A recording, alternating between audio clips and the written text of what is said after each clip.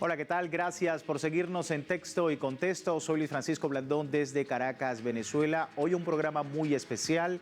Hoy hablamos de Bolivia, que conmemora el bicentenario de su independencia, un hito que nos invita a todo el continente a reflexionar sobre el largo camino recorrido desde su emancipación, sus protagonistas y las luchas históricas de este hermoso país 200 años después. Así comenzamos Texto y Contexto. El 6 de agosto de 1825, en lo que era conocido como el territorio del Alto Perú, se firmó el Acta de Independencia de la República de Bolívar en honor al libertador Simón Bolívar y que posteriormente adoptaría el nombre de Bolivia. Este nuevo país surge en el contexto de la expulsión de los colonizadores españoles del continente sudamericano, luego de la batalla de Ayacucho. ¿Quiénes fundaron lo que hoy es el Estado Plurinacional de Bolivia? Ahí está, 200 años, el bicentenario de Bolivia. Vamos a hablar del tema y de inmediato paso con nuestros invitados. En el estudio me acompaña Javier Escala, historiador. Ya lo hemos tenido antes. Muchísimas gracias. Muchas gracias por estar Javier, nuevamente aquí, por tu tiempo con nosotros y tu perspectiva sobre el bicentenario de Bolivia. Ya anteriormente habíamos hablado de Ayacucho, es decir, que tenemos su experiencia también para comentar sobre el tema. También me acompaña en la distancia Roger Mamani, docente investigador de la carrera de Historia de la Universidad Mayor de San Andrés, docente de la carrera de Historia de la Universidad Pública del Alto, desde el Alto Bolivia. Profesor Mamani, muchísimas gracias por su tiempo, bienvenido. Muchas gracias y agradecido con ustedes por la invitación. Igualmente, también tenemos a Fernando Cajias, él es historiador, catedrático de la Universidad Mayor de San Andrés y de la Universidad Católica Boliviana, desde La Paz, Bolivia. Muchísimas gracias, profesor, por su tiempo. Bueno, yo soy el agradecido por la invitación para hablar con ustedes sobre este importante tema. De mucha importancia, 200 años después de lo que, por supuesto, significa la emancipación, la historia republicana de un país como Bolivia y la importancia, decíamos anteriormente, antes de iniciar, Javier, de sus protagonistas, ¿sí? ¿Quiénes son los que fundaron Bolivia? ¿Cuáles son los personajes históricos más importantes y cómo estás viendo 200 años después la importancia, la pertinencia de recordar estos nombres? Bueno, los personajes más relevantes son el propio libertador Simón Bolívar y el general Antonio José de Sucre, pero los fundadores de esa república fueron los miembros de la Asamblea General, ¿no? Que son los que finalmente dan el paso para la fundación de esa república.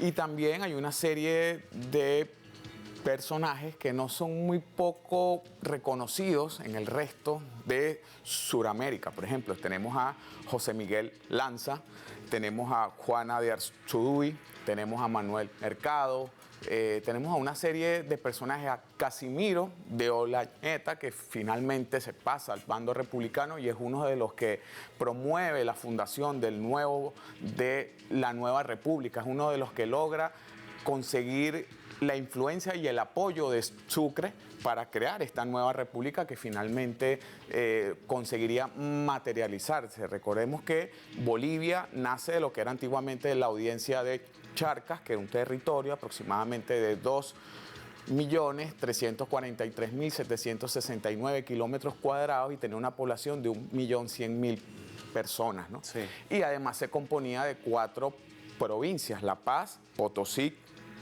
Chuquisaca y Cochabamba. Esa era la organización de ese territorio que en un principio había pertenecido al Virreinato del Perú.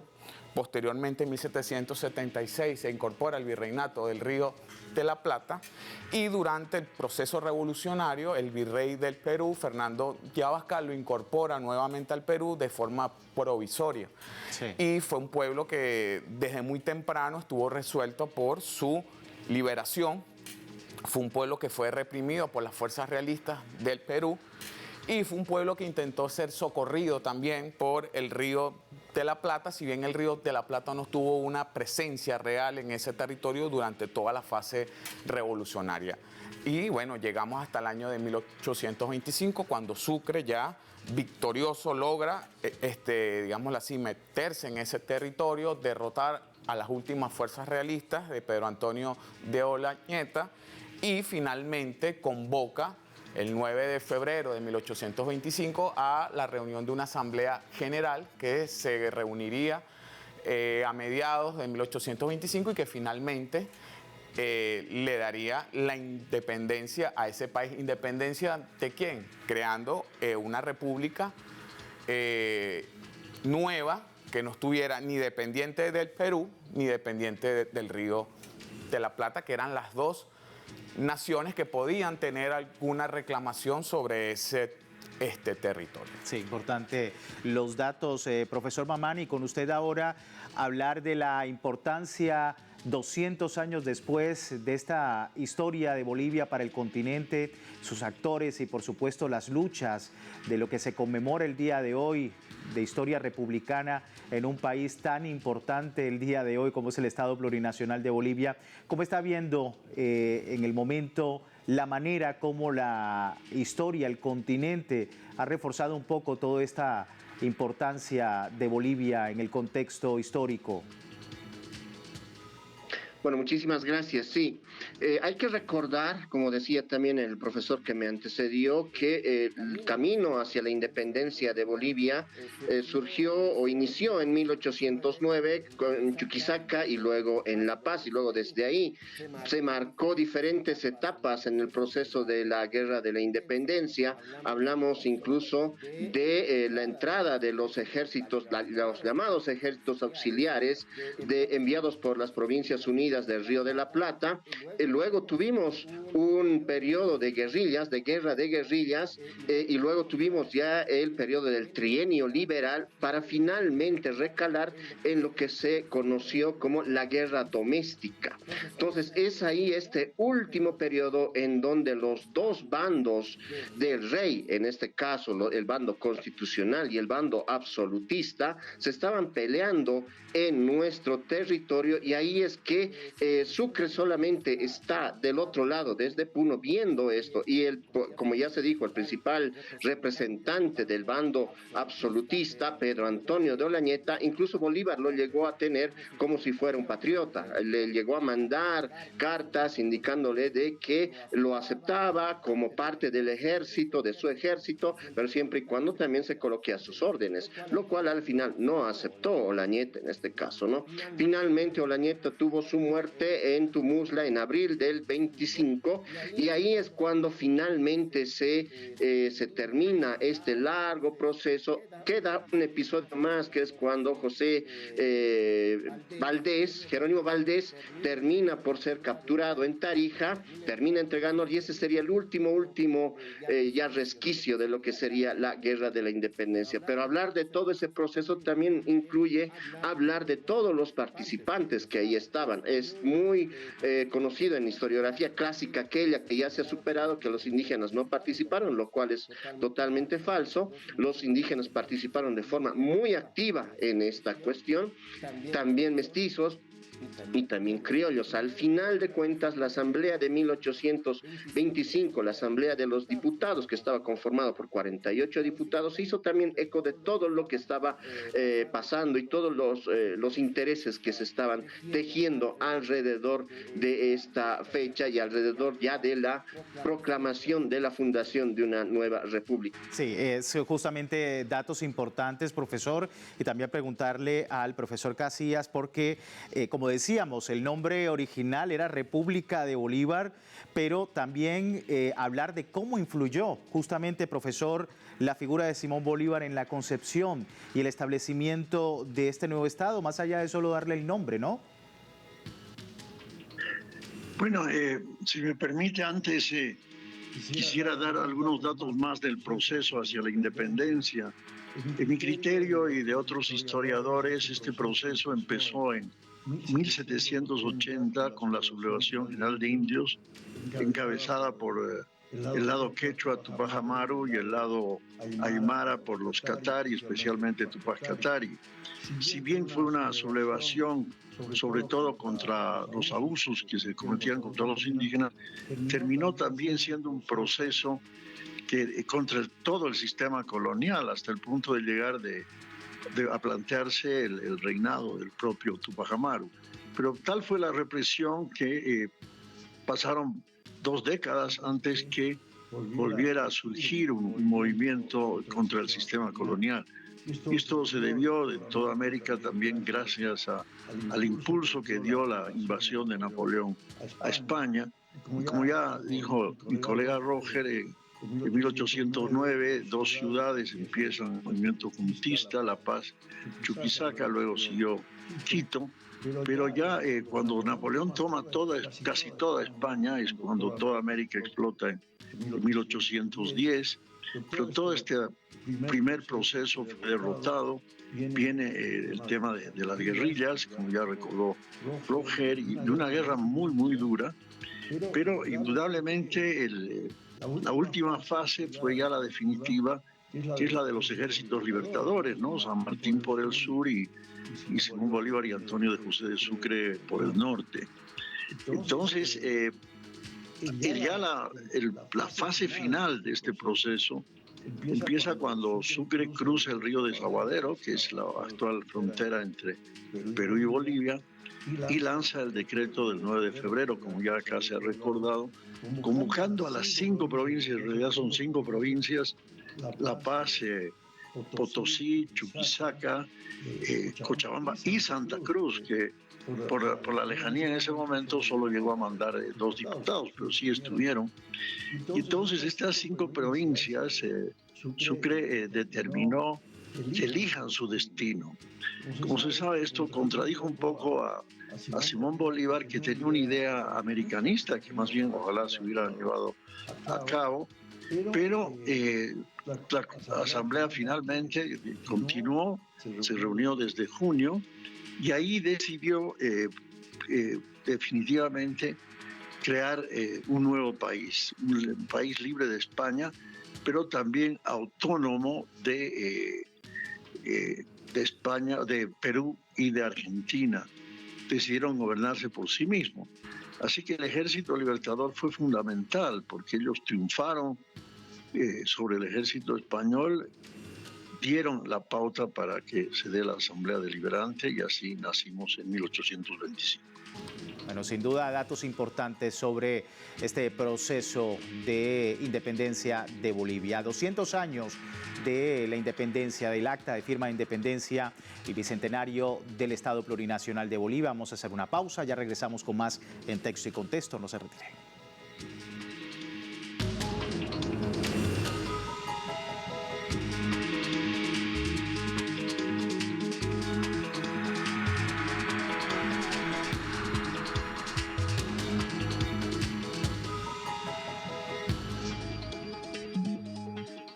Gracias por seguirnos en Texto y Contexto, hoy hablando sobre los 200 años, el bicentenario de Bolivia.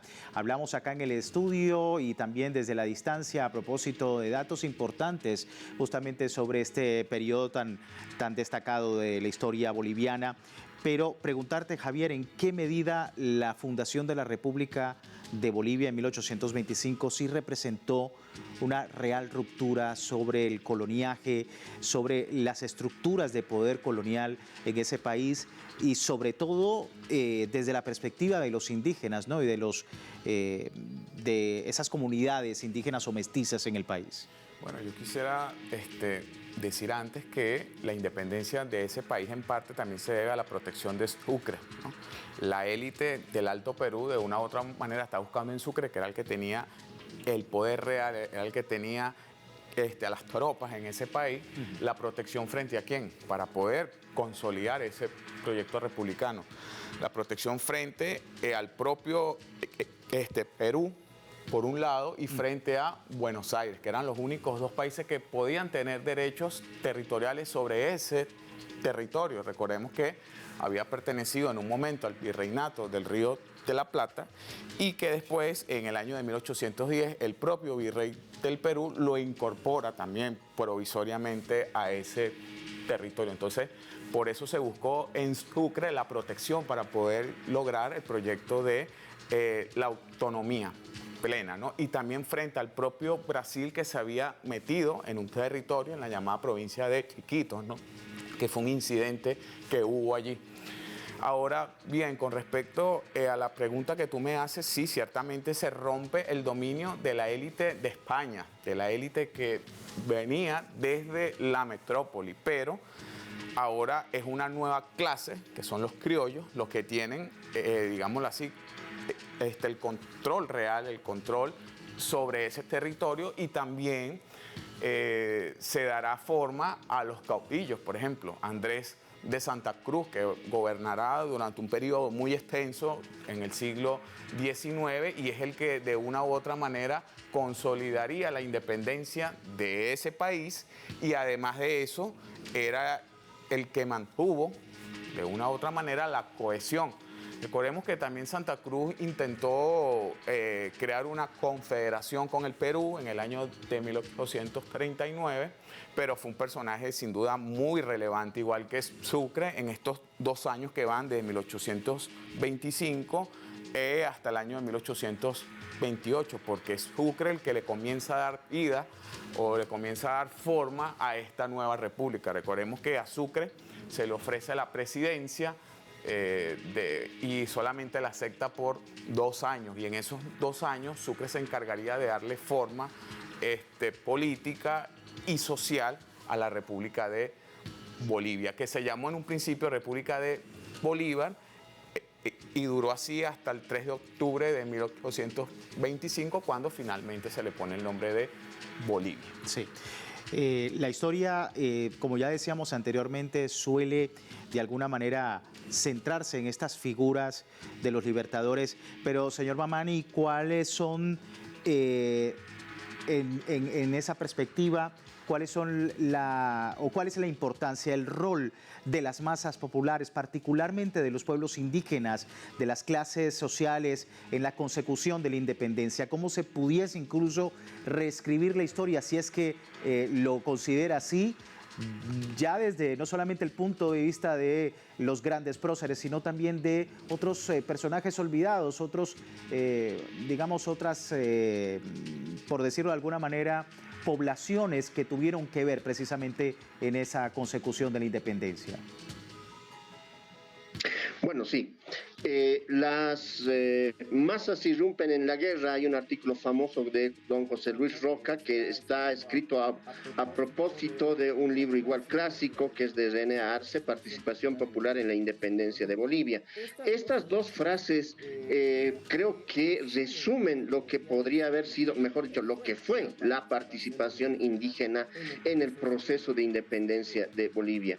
Como decía en mi primera intervención, los primeros libros de historia, los primeros manuales de historia, de alguna forma negaban o sometían de la participación indígena a un 3er, 4.º lugar, pero sin embargo ellos fueron partícipes muy activos de este proceso. Solamente hay que leer el diario de José Santos Vargas, que fue un guerrillero de la independencia, que nos dejó escrito todos los avatares que vivió entre los años de 1814 a 1825, para darse cuenta la magnitud de la participación de los indígenas. O sea, ellos participaban no solamente cargando vituallas, dando comida a los animales, también como soldados, en este caso, siendo partícipes muy importantes en batallas, siendo muy valientes y estando presentes en cada uno de los hechos que atañían a esta parte de la guerra de guerrillas, en este caso, ¿no?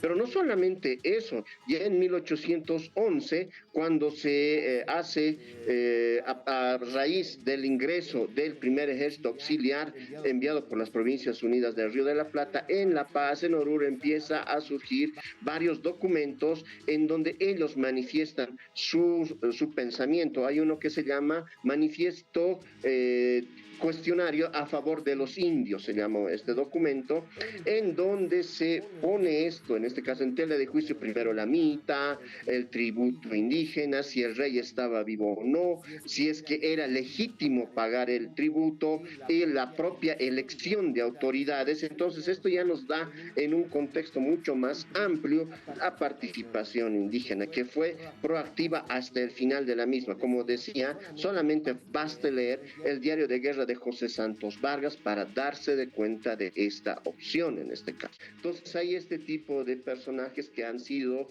poco reconocidos, pero que sin embargo están presentes en todo el proceso de la guerra de la independencia de lo que hoy es Bolivia. Sí, y que efectivamente han dejado tras de sí pues un legado muy importante para Bolivia y para el continente, de la República al Estado plurinacional.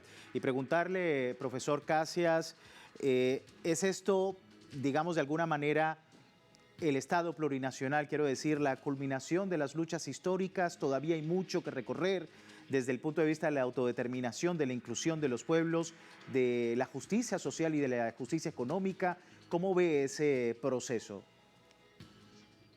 Bueno, antes de responder cómo se ve actualmente, simplemente quiero reiterar nuevamente que nuestro proceso de la independencia empezó con la sublevación general de indios y con grandes líderes, tanto hombres como mujeres, ¿no?